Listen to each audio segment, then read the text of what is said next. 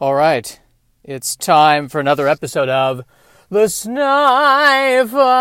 Podcast. I'm trying to do like a 60s Star Trek opening theme today. The Sci-Fi Podcast. Exploring space and time with irritable bowel syndrome. Yeah. Hi, my name is Joshua Snyder. This is the Sci-Fi Podcast update. I've decided to spell it SNYFY. It's easier to spell that way. I see why the Sci-Fi Channel did what it did, even though I hate it, and I feel like it's moving farther and farther away from what science fiction actually is. And I say this from a professional place. What does that mean from a professional place? You know, my fear is that the Sci-Fi Channel will hear this, and they'll never want to cast me in anything. So I probably shouldn't start the podcast by making fun of the company that I would one day want to work for. Brilliant! Brilliant! Brilliant. I was passing by this place called Geeky Teas. It's in Burbank. It's a really awesome place. You should check it out. A lot of board games, a lot of teas of various kinds. Green teas, white teas, black teas, I would imagine. And I noted a couple of board games that I thought were hilarious. First one is a Star Wars X-Wing strategy combat game. Here's what I find hilarious about this. Because I'm a big Star Wars fan. I love Star Wars. But at times I get a little annoyed with the Force. Because I feel like the Force is sort of a way to get around problems with the plot. Or it's a way to kind of fix things. Like, suddenly we can astral project ourselves. Boom, the Force. And I'm just wondering if this X-Wing board game reflects that. If you can roll the dice, and if you roll 2 6s, for instance, you can use the Force to, I don't know, get rid of half the players. What? Where did that come from? The Force. I'm using the Force. I rolled 2 6s. Force used. Other board game I noticed was there's a board game for Dune, a.k.a. Episode 1 of this podcast, or NX-01, if you will, which is an inside joke to Star Trek. For those of you who are also alone. But a Dune board game. A Dune board game. I respect the novel Dune. I've read it. I understand its brilliance. But I gotta say, it's putting the board in board game. I know that's cheap. I know it's cheap, but I had to go there.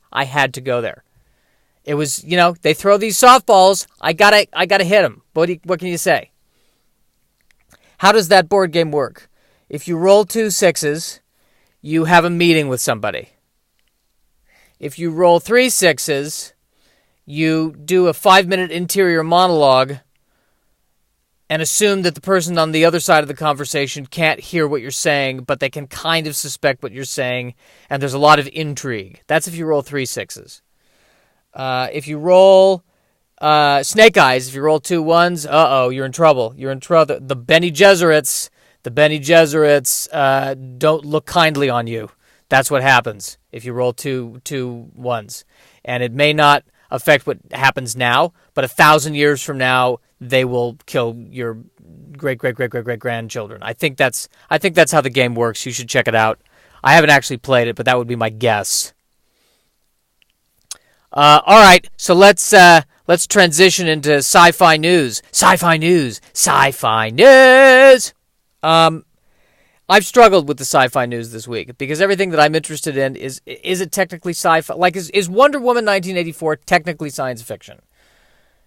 I would argue that it isn't quite, because there's the element of the Greek gods and the magic. So it's kind of a blend of sci-fi and fantasy a little bit. I love the first Wonder Woman movie. I'm a huge fan of Gal Gadot. I have nothing but good things to say about the character, the franchise, etc. Except, I noticed In the trailer for Wonder Woman 1984, there's a moment where Wonder Woman uses her lasso of truth to catch a bolt of lightning and then swing from it to another bolt of lightning. This is where the movie is not science fiction. This is where the movie dips into fantasy just a bit. Just a smudge. I feel like if you're putting that much energy into locomotion, shouldn't you just fly at that point? And then 2 scenes later, she's got wings. I'm hoping there's a scene where she's swinging from lightning bolt to lightning bolt going, this is ridiculous. I'd rather just fly. Oh, wait, what do you mean, I have wings? Why wasn't I told about this earlier? I'm swinging off of a light. You know how hard it is to swing off of a lightning bolt? How painful it is, and you got to time it just right? Everything's going at the speed of light, for God's sake. I didn't know I could get wings. Where were these? Where were these in World War I? Wait a minute, there was a wing room next to the room with the sword and the shield? How did I not know? Why didn't anyone tell me this? I'm swinging from lightning. May as well take the bus. So that happened, and yeah, that was my big note on Sci-Fi News. There was another note on Sci-Fi News. I have to check my little iPad here. Hang on. Sorry, I don't have a lasso of notes. Otherwise, I would have checked it faster. Okay. Yeah, the other note was people apologizing for their Last Jedi comments. And which leads me to, again, Star Wars. It's a Star Wars note, but is Star Wars technically science fiction or is it science fantasy? What I like about Star Wars, and I would classify Star Wars and, to a degree, He-Man, specifically the He-Man cartoons, where it's science. Sometimes it's science fiction and sometimes it's fantasy. So sometimes they're flying around in a spaceship, and it's, we're obeying we're obeying the laws of physics. And then, He-Man's got a tiger that was a cat. It's a tiger. Boom, magic. Those are my favorite. I like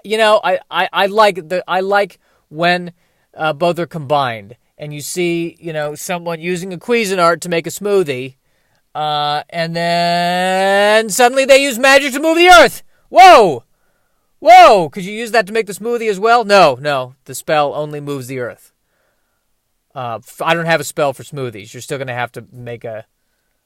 You're still going to have to use the Cuisinart. All right. Well, that's a shame. Can you come up with a spell that makes a smoothie? Perhaps, but that would not be a good use of my magical talents. When I hold aloft my magic sword and say, by the powers of Grayskull, I have the power, I become He-Man. I don't make food. No one would expect the sword to do that. That's not why the ancients built the sword. Although maybe there was one ancient that said, listen, it's going to give the guy super strength. Can we also give him the power to make smoothies? Why would you say that? We're fighting a war here. We're trying to one of us has to be the master of the universe. And you want to, in addition to the sword giving him strength and speed, you want him to also be able to make smoothies? Well, could we? Well, yes, we could. We are the ancients. We're not the ancients right now. We will be the ancients. Right now, we're the people. Well, I just figured, I like smoothies. Why not give them the ability to... Why are we having this conversation? Can we finish endowing the sword with magical properties?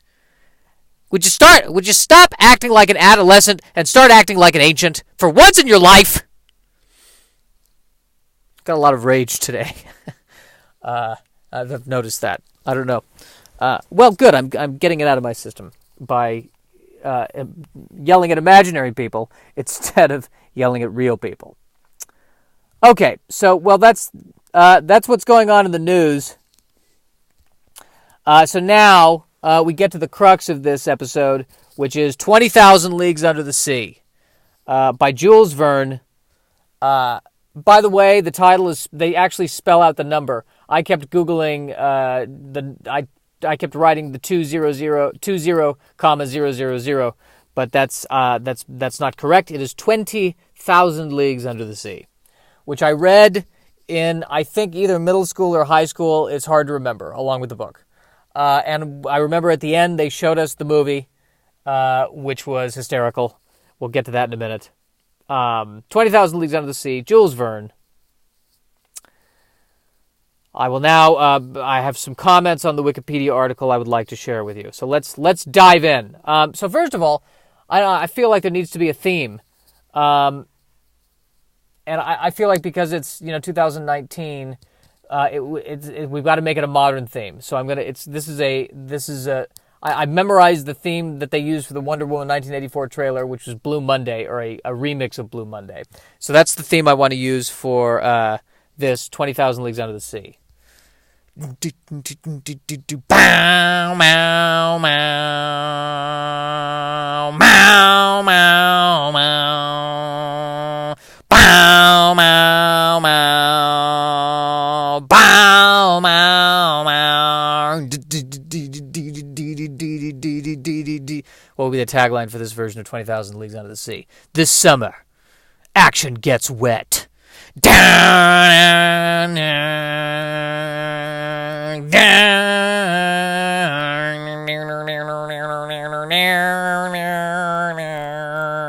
Vin Diesel is Professor Aronnax. 20,000 Leagues Under the Sea.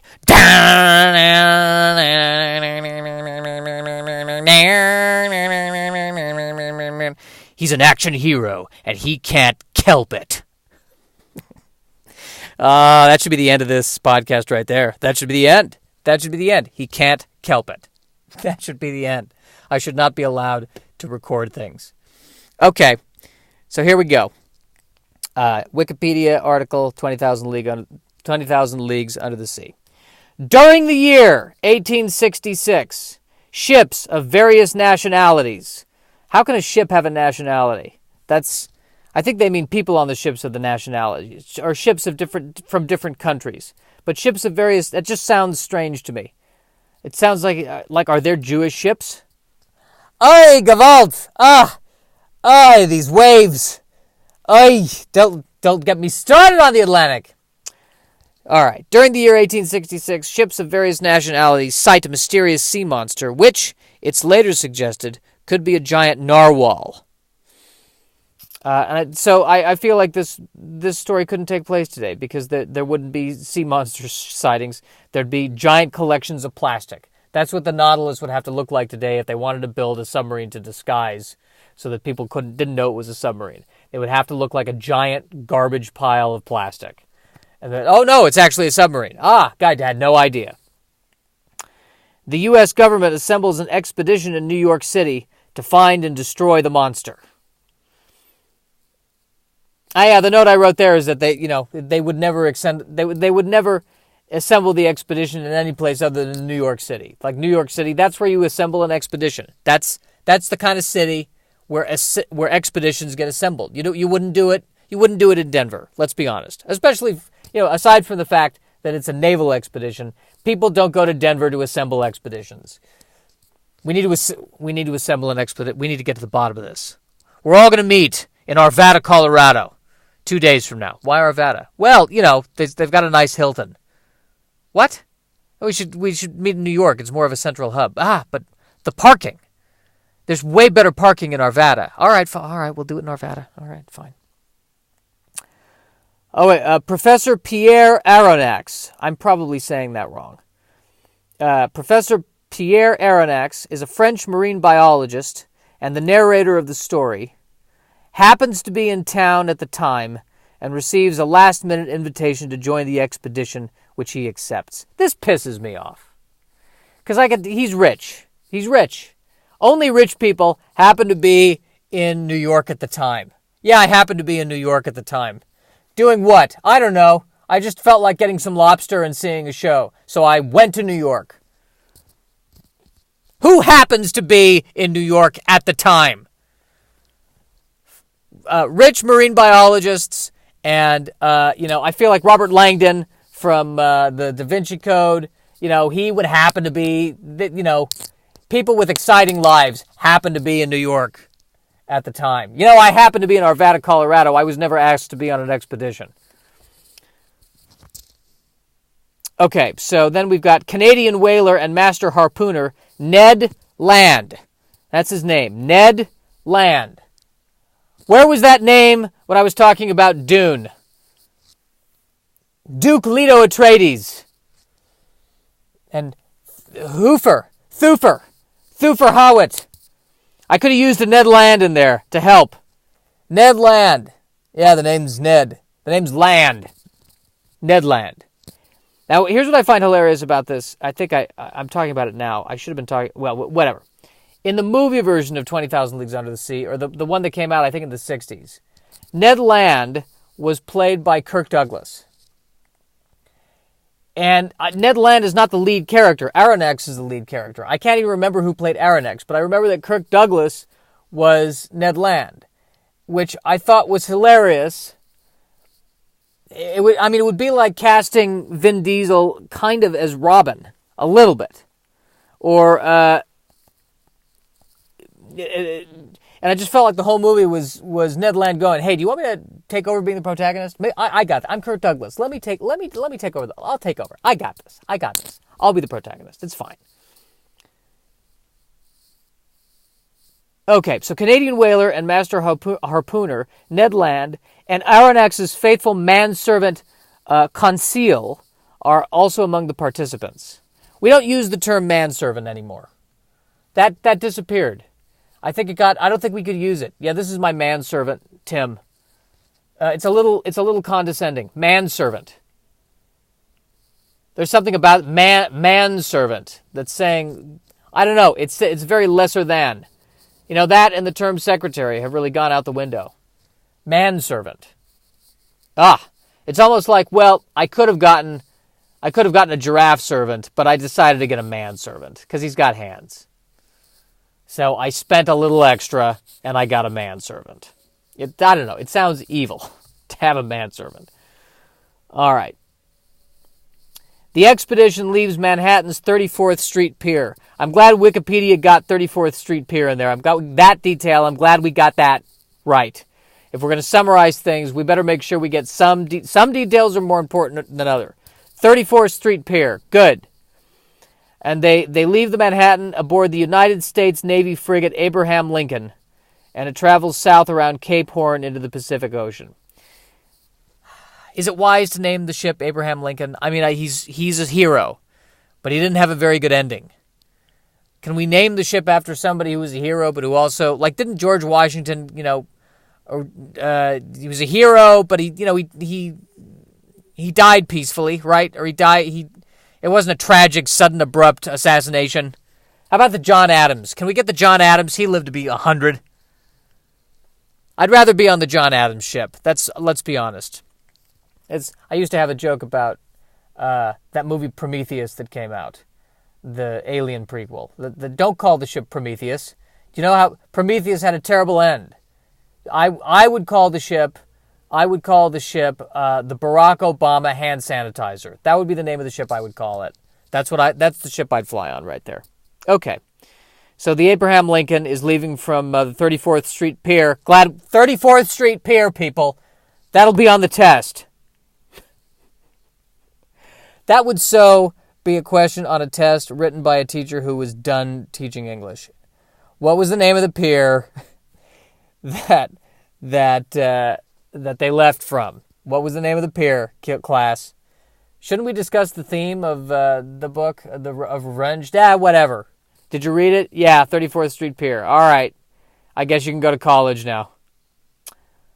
All right. So the ship's in the Pacific Ocean. After a long search, the ship finds and attacks the monster, which damages the ship's rudder. I can't... Yeah, that's bad. You don't want a rudderless ship. You'll end up not where you want to. The rudder, that's the steering thing. No, they're screwed. They don't have a rudder. What are they going to do? Oh my God. See? Abraham Lincoln, if it was called the John Adams, I think they would have been better. I don't know. That's just a theory. The three protagonists are hurled into the sea and ultimately climb onto the monster itself, which they are surprised to find is an amazingly advanced submarine. I think do we need the word amazingly? I'm nitpicking with the guy who wrote the Wikipedia article, or the lady. But I would say we get that it's amazing. Do we need it? Like, for instance, is there an advanced submarine that's not amazing? No, the submarine was very advanced, but also, to be honest, rather predictable, and rather there was something nonchalant. We've never seen technology like this before, but we were still underwhelmed by it. It was just, I don't know. It was just kind of bland. It kind of looked like a 1999 Chevy Caprice. What can I say? No, it was, the technology is unparalleled, but I feel like I've been there, done that. They are forced to wait on the back of the futuristic vessel until morning, when they are captured, hauled inside, and introduced to the vessel's mysterious manufacturer and commander, Captain Nemo. Nemo.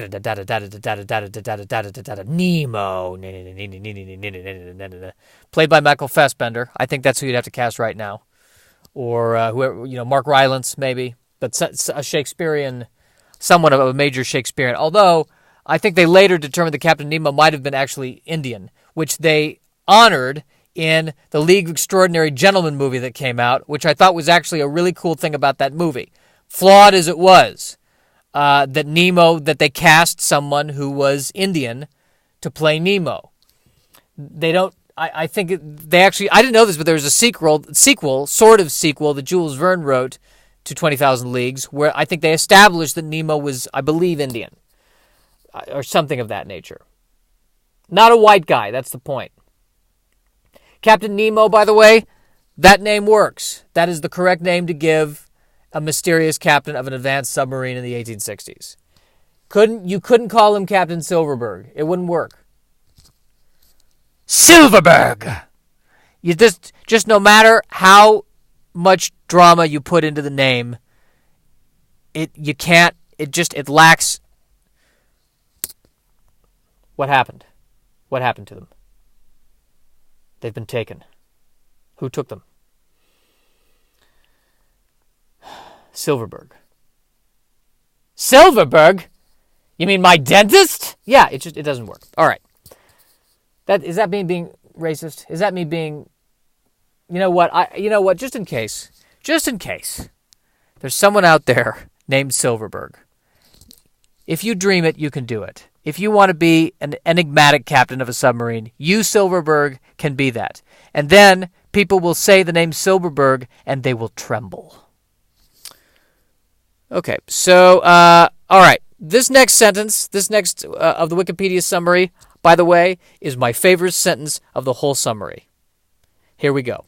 The rest of the novel follows the protagonist's adventures aboard the submarine Nautilus, which was built in secrecy and now roams the seas beyond the reach of any land-based government.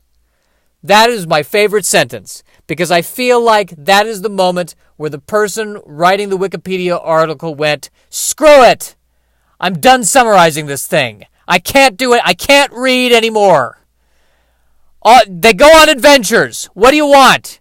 Welcome to Wikipedia. You don't want to read the novel? This is what you need to know. They go on adventures. There. I've done my job. Click save.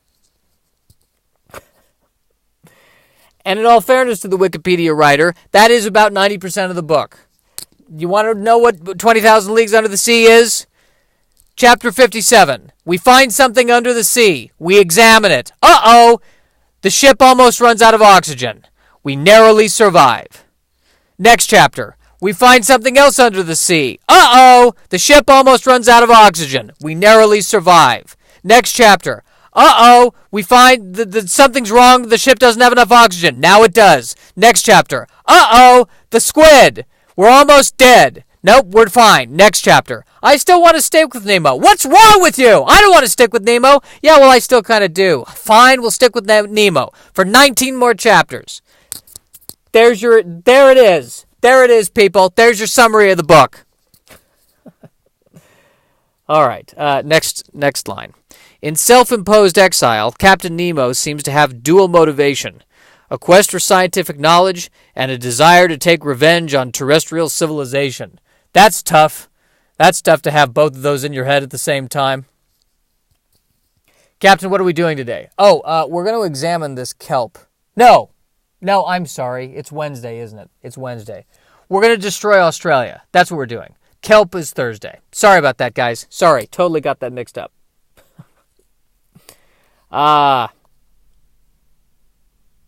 Nemo explains that his submarine is electrically powered and can carry out advanced marine research. He also tells his new passengers that his secret existence requires never letting them leave. There again, there's a lot of duality going on with this guy. It must be really hard to have a conversation. You see this right here? We can use this microscope to examine this new kelp. By the way, if you leave, I'm going to slit your throat. Oh, and this right over here, this is this new telescope I have. We can look at sharks from far away. By the way, don't ask too many questions or I will castrate you. This guy, this is an intense dude.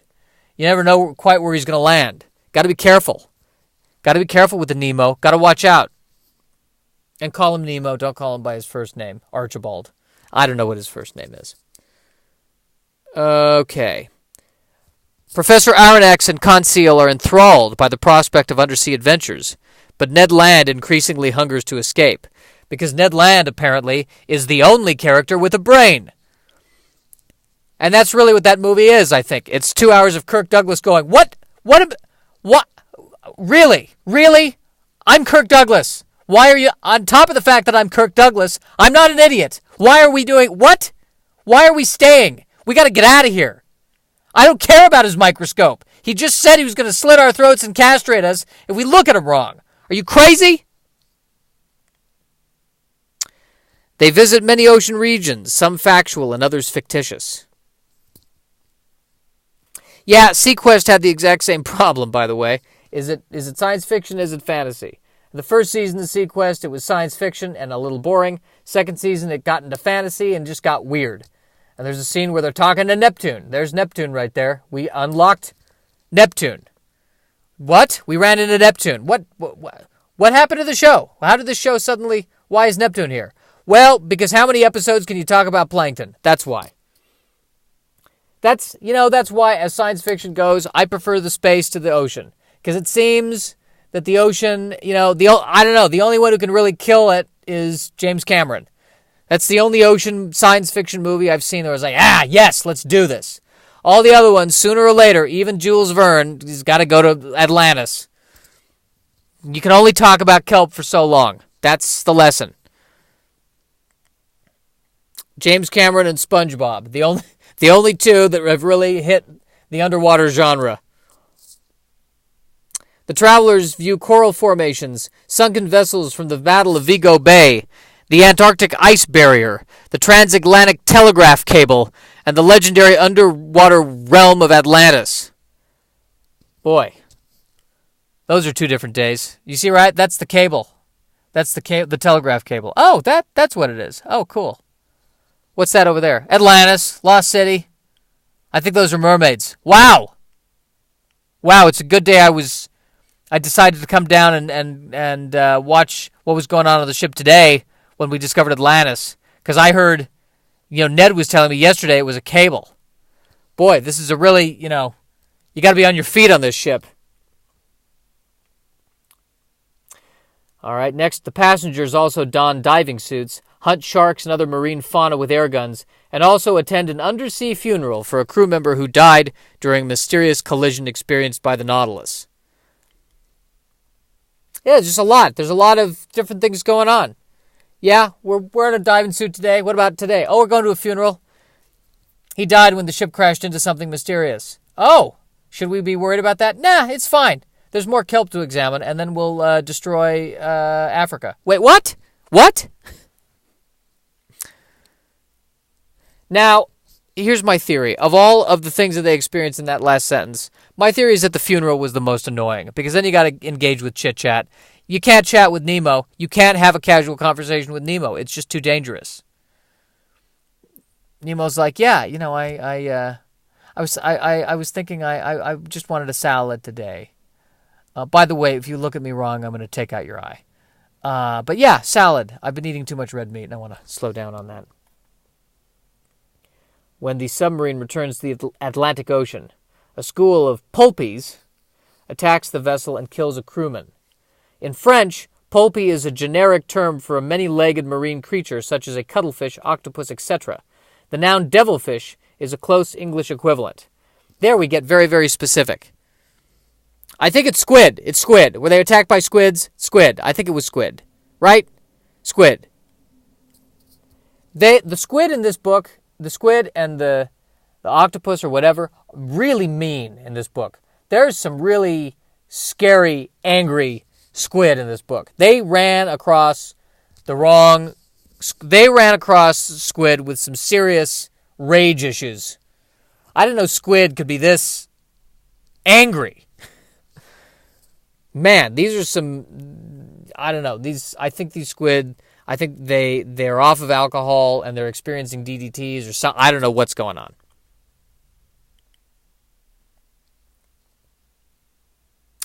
Reminds me of a story I heard in the news.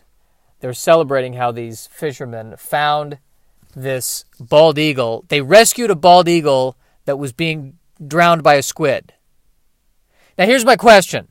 How do we know who's the bad guy and the good guy? The assumption is that the eagle was the good guy. How do we know the eagle wasn't trying to eat the squid? And maybe we saved the squid from the eagle and the squid was just retaliating. And also, why is there a good guy or bad guy in this situation when it's just nature? I think it's because the bald eagle is the symbol of the United States, and so we're siding with the symbol. If the squid or if the octopus had been the symbol of the United States, the news story would read, "Squid saved from terrifying bald eagle of death." But I digress. Verne's text specifies that the monster in this case is un calamar de dimensions colossus, a squid of colossal dimensions. In short, it's a giant squid. That's the sentence. That's the actual Wikipedia sentence. I feel like the person writing this is somehow annoyed with me. Because if you look at these last two sentences, in French, pulpy is a generic term for many-legged marine creature, such as a cuttlefish, octopus, etc. The noun devilfish is a close English equivalent. Are you not getting this? Verne's text specifies that the monster in this case is un calamar de dimensions colossus, a squid of colossal dimensions. A giant squid! It's a squid, okay? It's a squid. Stop! Get off my case, all right? I had to read this book. I got to write this Wikipedia article. No one loves me. It's a squid. Just a lot of pain there with that Wikipedia person. I feel your pain. That's what I want to say to the person. It's interesting that the squid is the bad guy in this story and in the news story. I think the squid is just trying not to die. I don't think the squids are this mean. I think we feel this way because the squid looks, between the two, the eagle looks more like a human being than a squid does, so we side with the thing that's more like us. That feels very human and stupid and sad. If we looked more like the squid, we'd be so on the squid. The squid would be helping. The squid would be helping Ned Land try to escape. Late in the novel, it's suggested that Captain Nemo went into undersea exile after his homeland was conquered and his family slaughtered by a powerful imperialist nation. So if it's later established that he's Indian, I wonder what powerful imperialist nation we're talking about. England. Great Britain. Not, by the way, that I'm looking down on Great Britain now, because the United States has been has done its fair share of crap. But this was written in 1866. I don't think the U.S. was only dabbling in being a dick at that point. Or had we already been a dick? We may have already been a dick at that point. I have to go back. My history is not what it was. Following the episode of the Devilfish, Nemo largely avoids Aronnax, who begins to side with Ned Land. Yeah, it only took 29 chapters of almost dying for the protagonist of the story to go, you know what, I think I'd like to go back to New York, have some lobsters, catch a play. This is... In the book's final pages, the Nautilus is attacked by a warship from the mysterious nation that has caused Nemo such suffering. They should totally call it the USS Andrew Jackson, so you know that they're the bad guys. Historical critique. Carrying out his quest for revenge, Nemo, dubbed an Archangel of Hatred by Aronnax, rams the ship below her waterline and sends her to the bottom, much to Aronnax's horror. Dubbed Archangel of Hatred. Wow, that's tough. When do you dub someone an Archangel of Hatred? You know that guy right there? Archangel of Hatred. I'm telling you. Avoid him. Don't talk to him. He is a total Archangel of Hatred. He's a total AOH, if you know what I mean. AOH. Am I right? Afterward, Nemo kneels before a picture of his deceased wife and children, then sinks into a deep depression. I'm hoping that it's a picture of them when they were still alive. Why would I assume that it wouldn't be? I'm assuming that it is. That would be creepy if not. And can I say, by the way, my thought here, had his wife and children lived, I just have this feeling she would have left him. I hate to say it. That would have been the irony. 5 years would have gone by and she would have gone, all right, I'm sick of this submarine that you're building. You're a little obsessive. I don't know where you are. Some days you want to look at kelp. Some days you want to destroy the planet. It's just too much for me. I'm taking the kids. I'm going to mom's house. I need to find a guy who just wants to sometimes go to New York and have lobster. Why can't I find a guy who's like that? All right, so Nemo's depressed. Circumstances aboard the submarine change drastically. Watches are no longer kept, and the vessel careens about aimlessly. It's like it's being run by Exxon. Oh! Hey! Whoa! 80s reference. Ned Land becomes so reclusive that Conseil fears for the harpooner's life. The note there I wrote is, he went goth. Ha ha! But one morning, Ned announces that they're in sight of shore and have a chance to escape. Did he announce, literally? Is that the correct word, or did he mention it, whisper it? Did he literally announce, ladies and gentlemen, we have an opportunity here. We have an opportunity here to escape. I have an announcement to make. I am Ned Land, the guy with the easy name. Professor Aronnax is more than ready to leave Captain Nemo, whom he now holds in horror. Yet, he's still drawn to the man, because Professor Aronnax, we've established, is an idiot. And fearing that Nemo's very presence could weaken his resolve, he avoids contact with the captain. I think he's in love with Nemo. That's beginning to sound... I don't think he can quit Nemo. Let's be honest. Actually, that would be great. That would be a great, an update.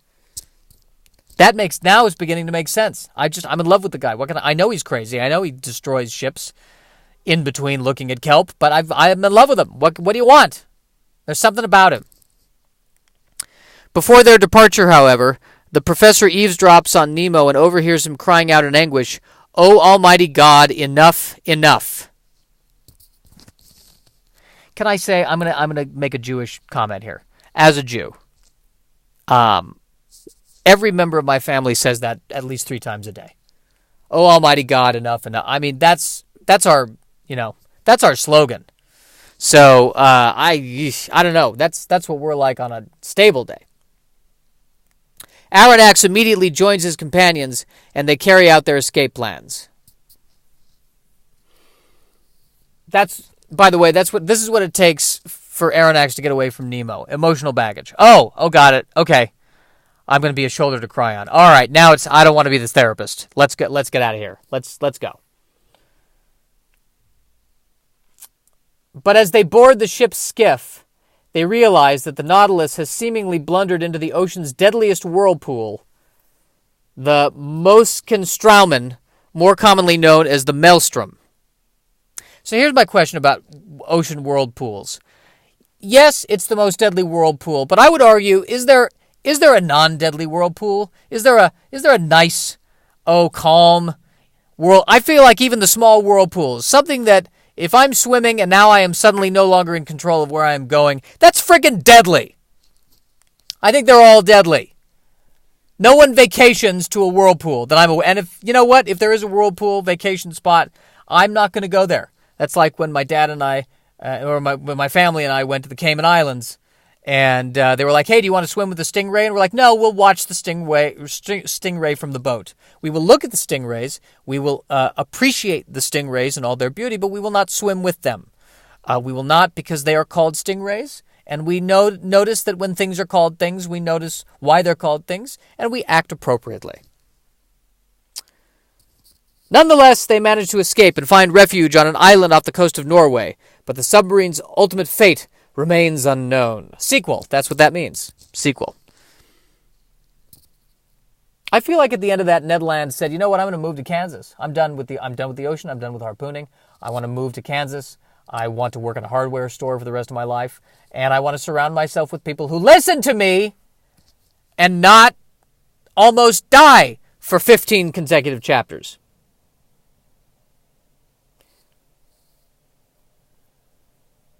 Yeah, well, yeah, that's the end of, that's the end of the summary right there. We're at 41 minutes. I don't know, I'm trying to make the podcast an hour, but at the same time, I don't want to waste your time. I accomplished what I needed to accomplish. Some closing thoughts. What about the theme of 20,000 Leagues Under the Sea? What about the theme? Do I remember the theme? I'm not talking about the musical theme.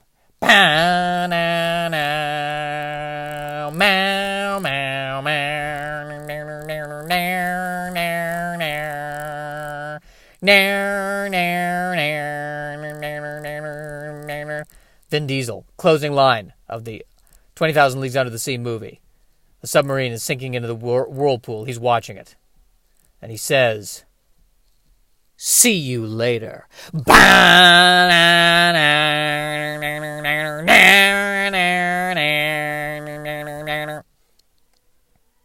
So what is the theme of the book? Let's see if I can remember what the theme of the book is. What's the takeaway?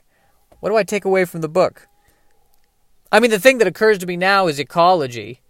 And I don't know if that's what Jules Verne intended when he wrote it, but certainly in the context of 2019, I'm reading about all these sea monsters that he's fighting. I think that 99% of them are dead at this point. So it's just kind of sad. I think I don't know if you can hear there's a baby that's nearby. I'm recording this in the car because I'm not a successful comedian.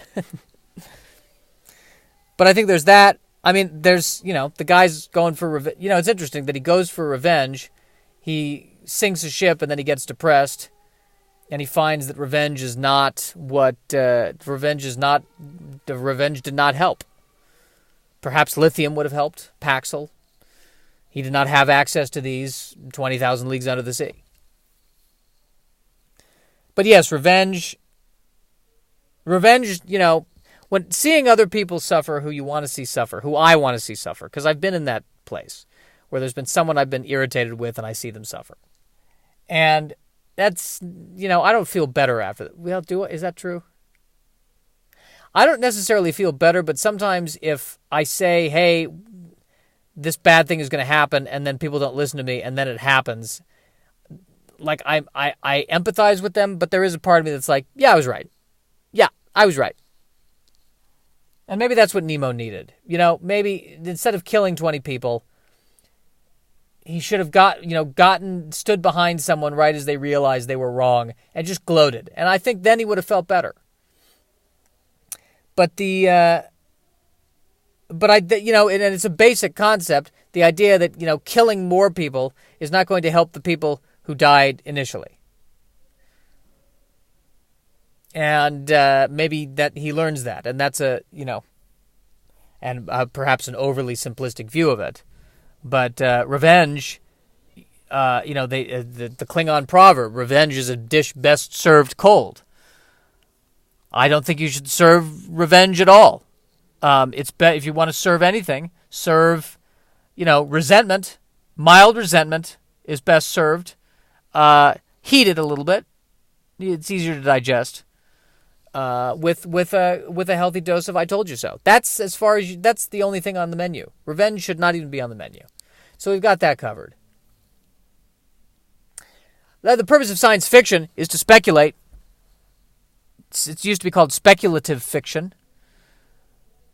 I think he's trying to figure out what would someone with a submarine do.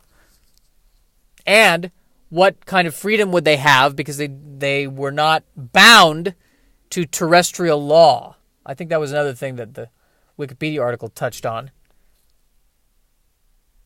But it's that same attraction to when the West was the Wild West. You get far enough away from civilization and there's freedom that is lost when we are within the civilization. And the joys and the perils surrounding that.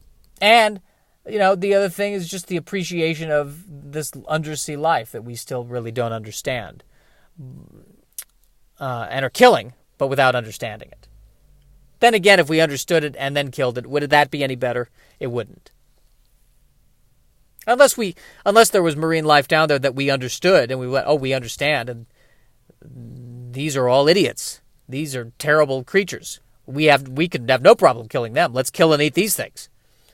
I don't think any of those exist. Not even the squid. I think the squid is just trying not to die.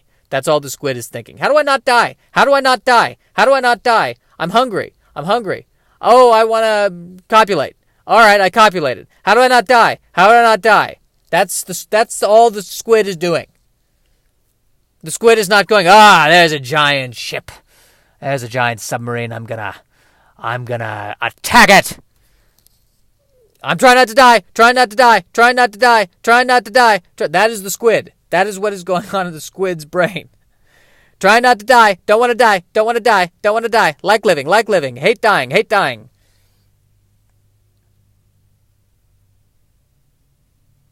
And actually, if you look at it, the biggest villain in the book is not the squid, it's the human. And I like that. That's a good point. That is a very good point. All right, well, hopefully you learned something. Hopefully this was amusing. I did not go back and reread 20,000 Leagues Under the Sea to prepare for this. I read it way back. So I'm going to consider it read. Is that fair? Is that legal? All right. Well, that's the end. Now we're closer to 47 minutes. I feel stronger about how we're ending this. I feel good. Yeah, I like this. I like where this is headed. Okay, well, have a good week. Join in next week when I do another one. I don't know what I'm going to do next week. Maybe 2001: A Space Odyssey. Maybe. If you behave yourself, maybe 2001: A Space Odyssey.